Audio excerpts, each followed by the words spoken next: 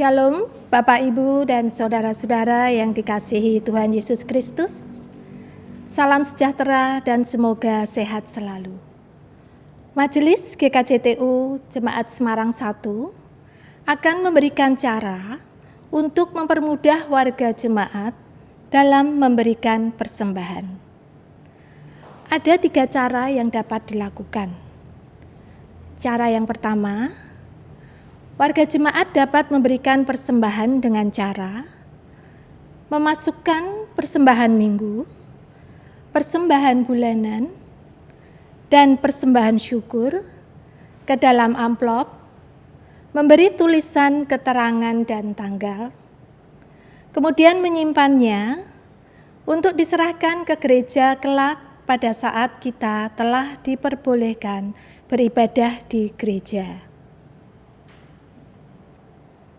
Cara yang kedua, warga jemaat dapat memberikan persembahan melalui transfer ke rekening gereja, yaitu rekening BCA dengan nomor rekening 898 514 7511 atas nama Trihera Setiawati.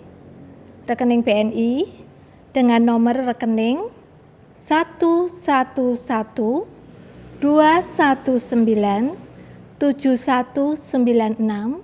atas nama Mary Kristanti.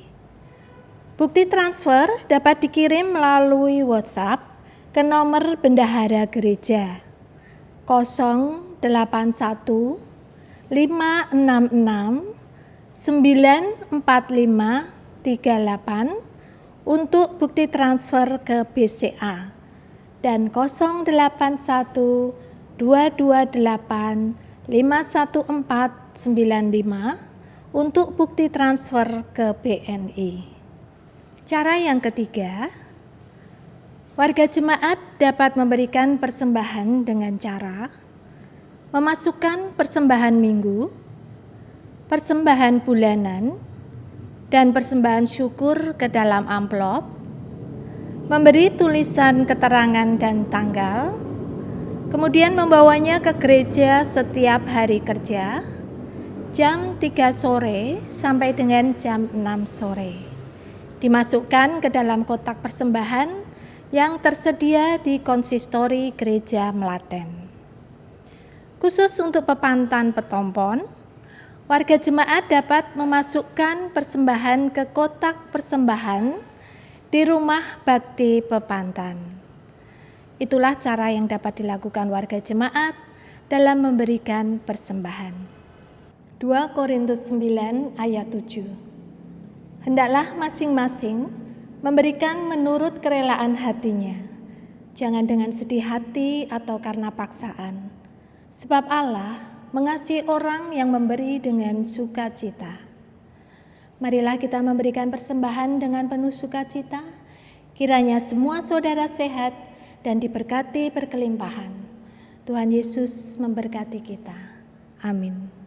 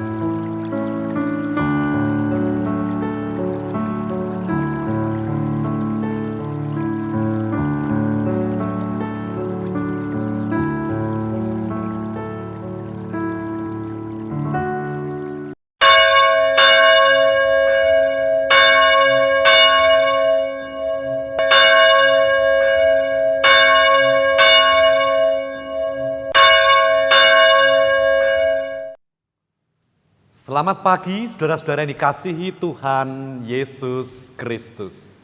Minggu pagi ini kita masih berada di dalam suasana Paskah. Selamat Paskah, Tuhan Yesus Kristus bangkit. Tuhan Yesus Kristus mengalahkan kematian. Tuhan Yesus Kristus menanggung hukuman dosa saudara dan saya. Tuhan Yesus Kristus membuka jalan keselamatan sampai ke dalam kerajaan sorga. Puji syukur kepada Tuhan, oleh karena minggu pagi ini Tuhan memberi kesempatan kepada kita untuk kita beribadah kepadanya, menyembah Dia, memuji, memuliakan namanya, dan juga mendengarkan firman-Nya. Kiranya ibadah pada pagi hari ini menjadi berkat bagi kehidupan saudara. Nah, saudara dikasihi Tuhan, marilah ibadah kita mulai. Bahwa pertolongan kita adalah di dalam nama Allah yang menciptakan langit dan bumi, Allah yang tidak pernah meninggalkan karyanya, serta Allah yang senantiasa setia kepada perjanjiannya kekal sampai selama-lamanya. Turunlah atas saudara sekalian kasih karunia dan damai sejahtera dari Allah Bapa dan Tuhan Yesus Kristus. Amin. Saudara-saudara yang dikasihi Tuhan Yesus Kristus, saya akan membaca dari Injil Matius pasal 13, ayat 16 dan 17.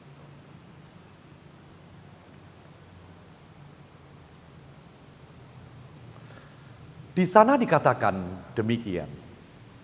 Tetapi berbahagialah matamu karena melihat, dan telingamu karena mendengar. Sebab aku berkata kepadamu, sesungguhnya banyak nabi dan orang benar ingin melihat apa yang kamu lihat, tetapi tidak melihatnya. Dan ingin mendengar apa yang kamu dengar, tetapi tidak mendengarnya.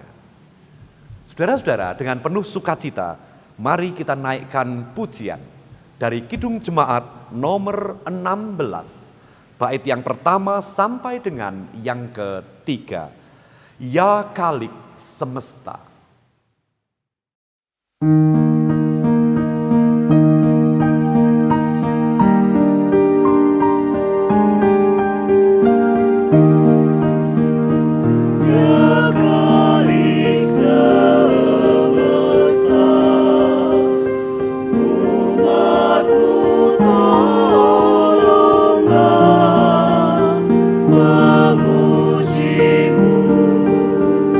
Bapa yang mulia.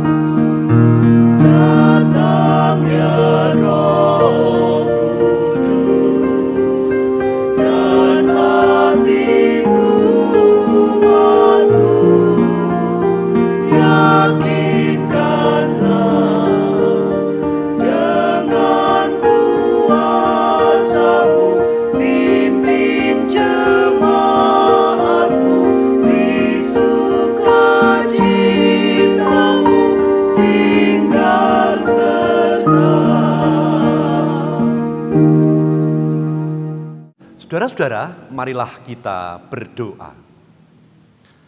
Bapa, terima kasih. Tuhan memberi kesempatan kepada kami untuk menghayati kemenangan di dalam kehidupan. Kemenangan atas dosa, kemenangan atas kehidupan lama, dan juga kehidupan yang baru. Bapa Sorgawi, melalui kebenaran firman-Mu yang akan kami dengar, kiranya Tuhan menunjukkan kepada kami seperti apakah kami harus percaya kepada Tuhan Yesus Kristus Juru Selamat, agar kami senantiasa terpelihara di dalam iman kami. Terima kasih Bapa, di dalam nama Tuhan Yesus Kristus kami berdoa. Amin. Saudara-saudara, saya akan membaca dari Injil Yohanes pasal 20. Ayat yang ke-19 sampai dengan 31.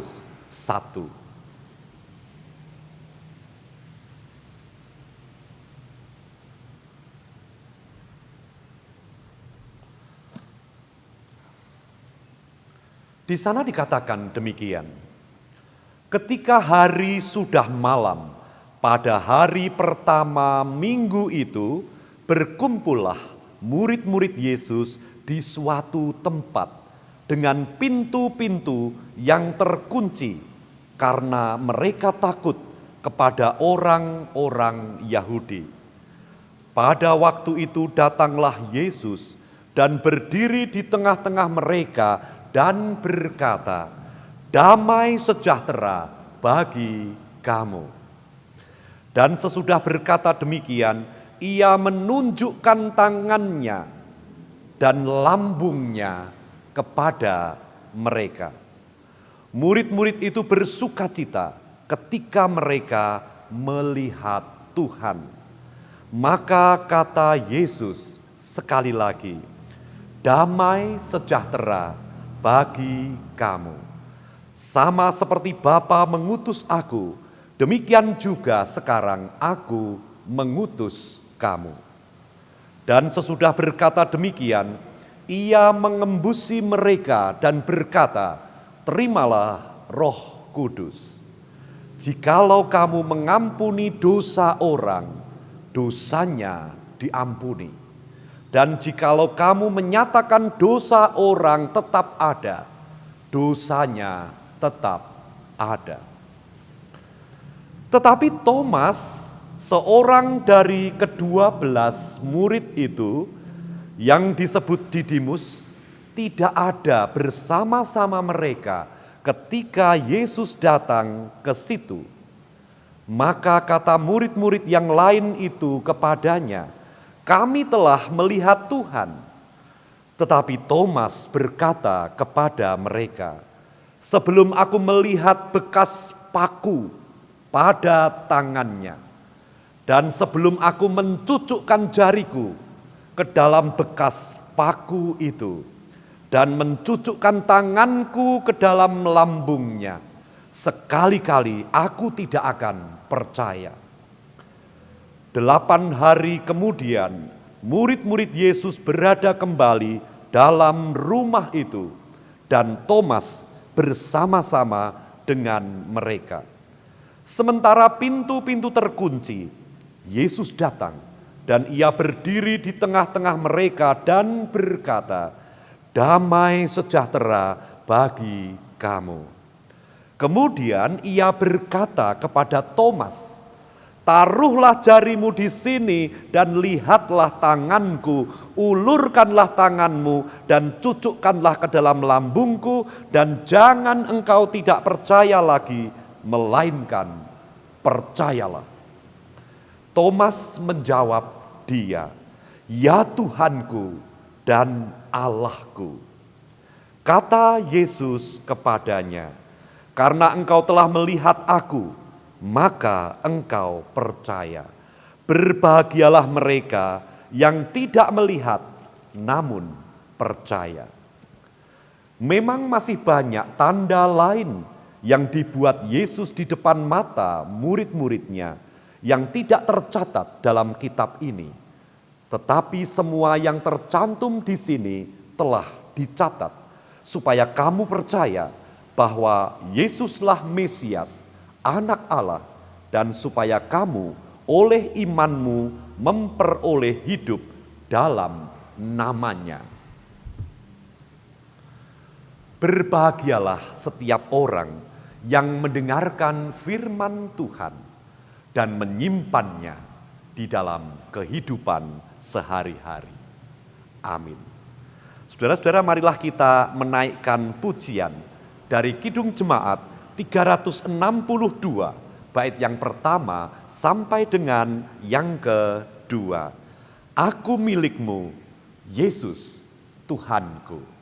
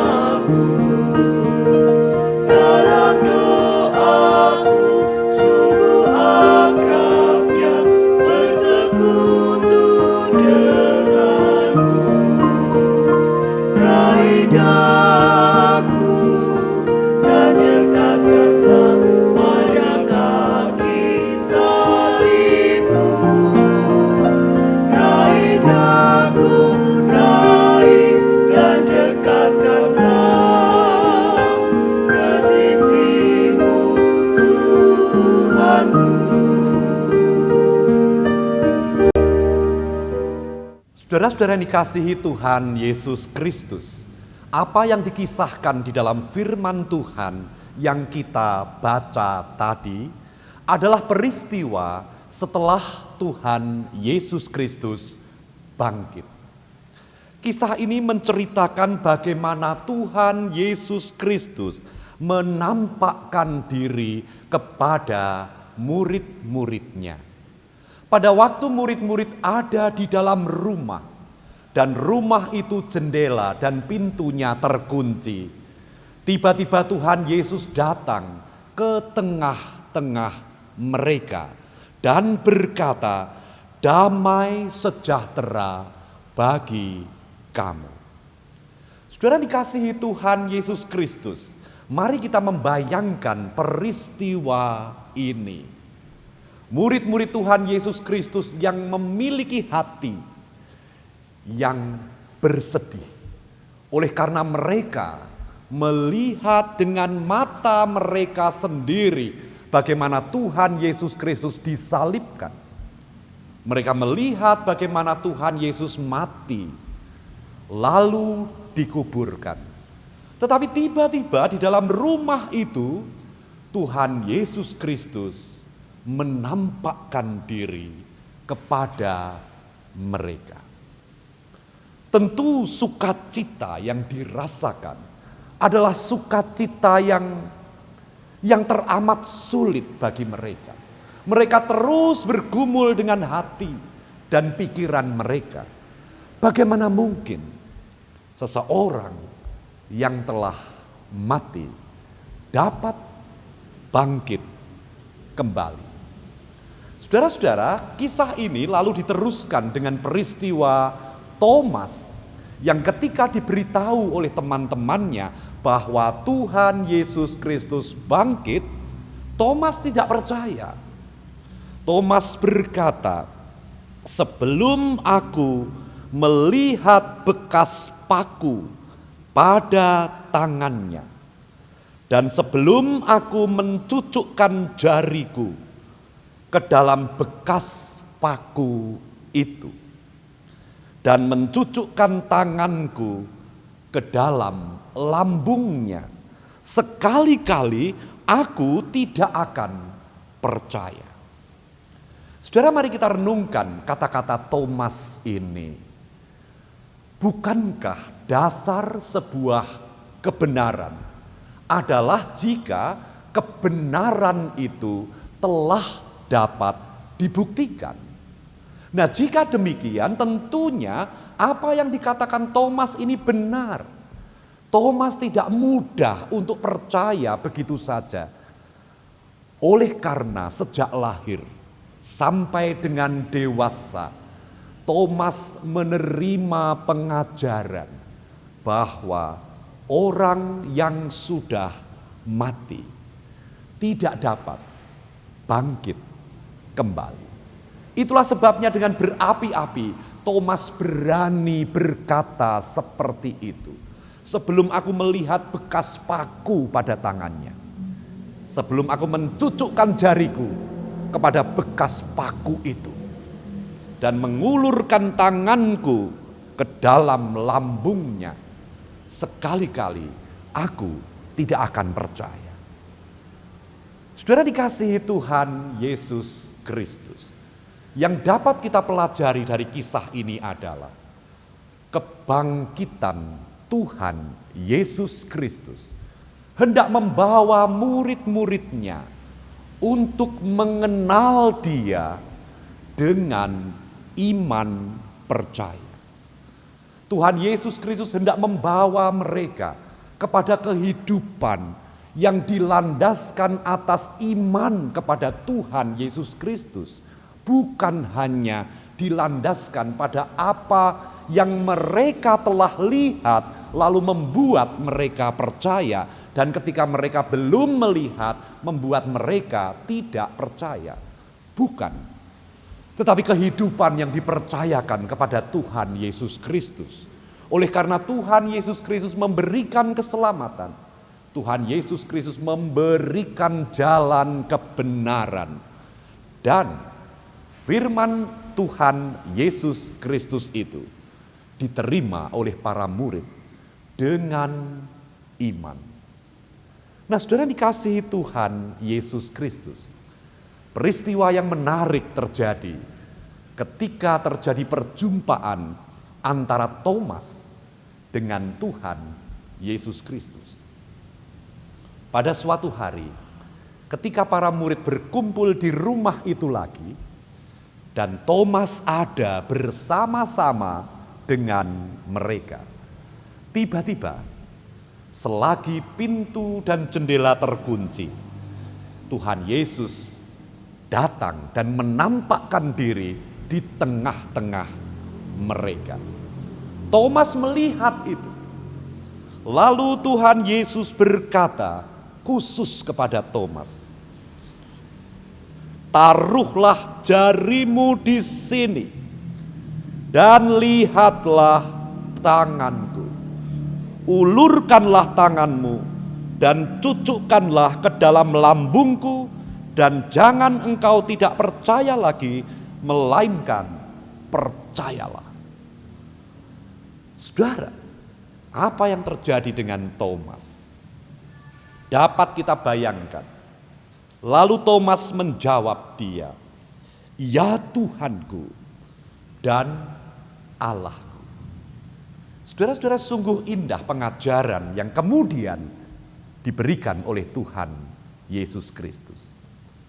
Tuhan Yesus kemudian berkata, "Karena engkau telah melihat aku, maka engkau percaya. Berbahagialah mereka yang tidak melihat, namun percaya." Apa makna dari firman ini?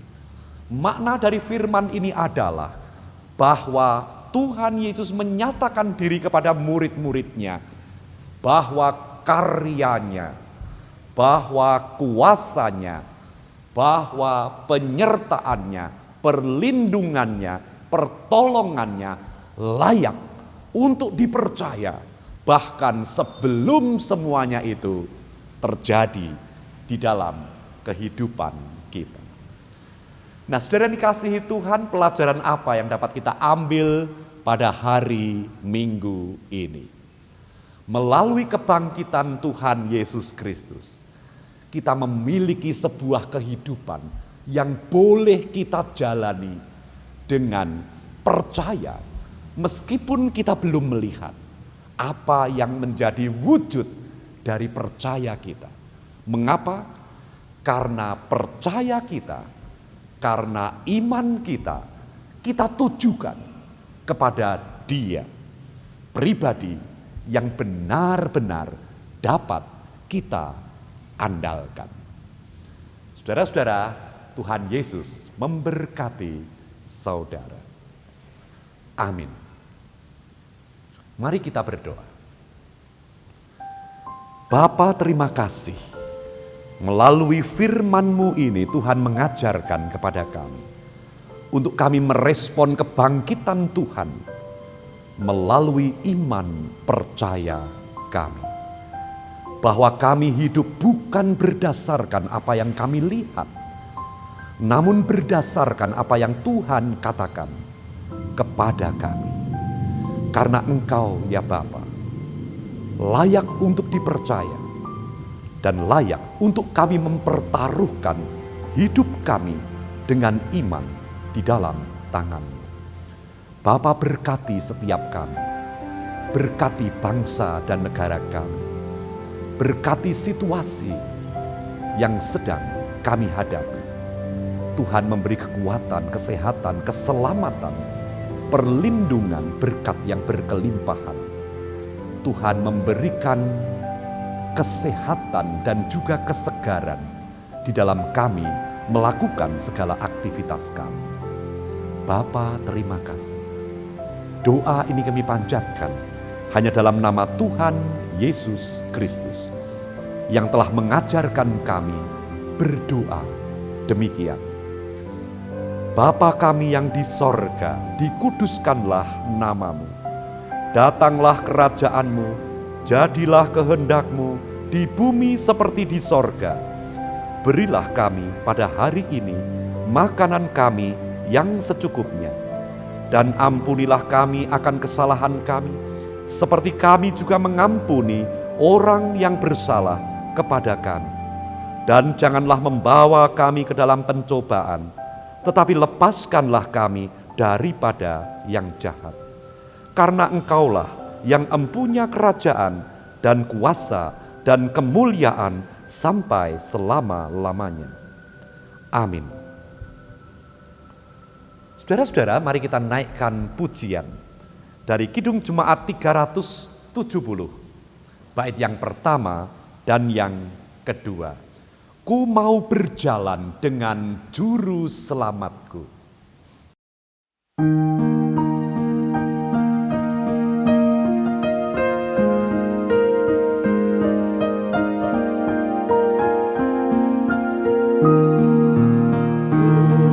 Berjalan dengan juru selamatku di lembah berbunga dan berair sejuk. Ya, kemana juga aku mau mengikut pengikutnya, sampai aku tiba di negeri baka. Ikut Tuhan Yesus, ku tetap mendengar dan mengikutnya. Ikut Tuhan Yesus, ya kemana juga ku mengikutnya.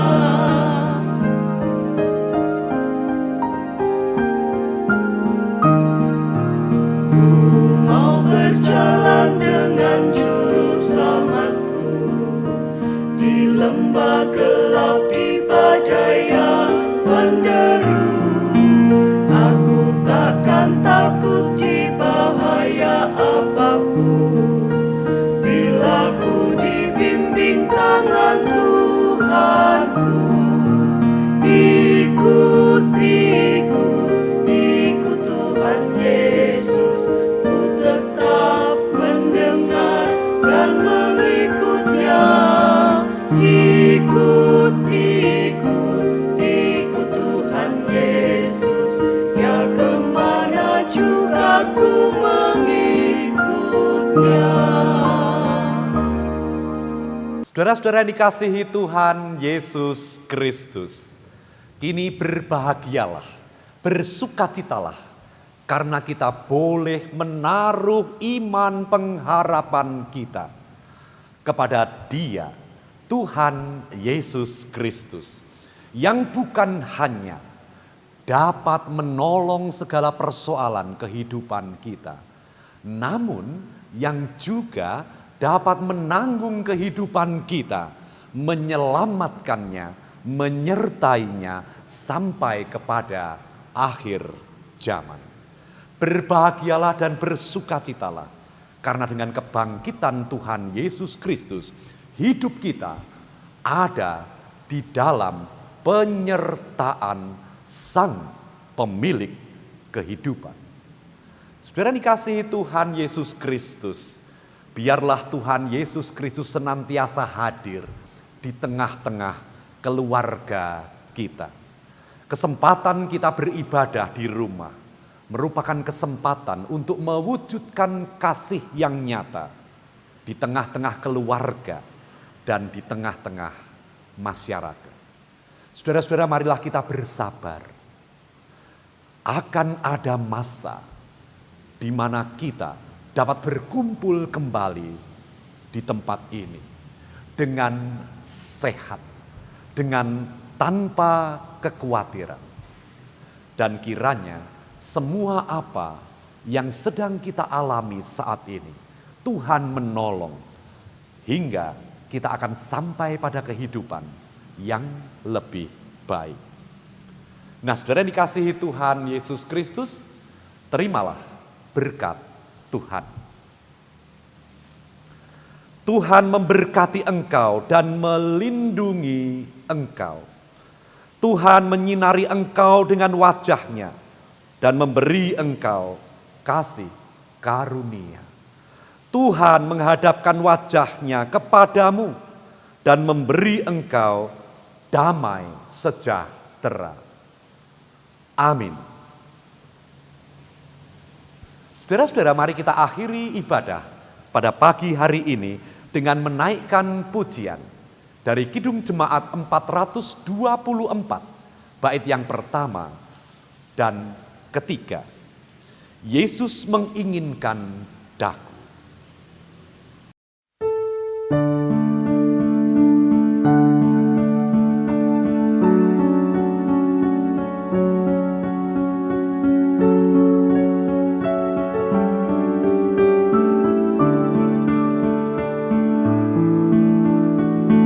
Yesus menginginkan daku bersinar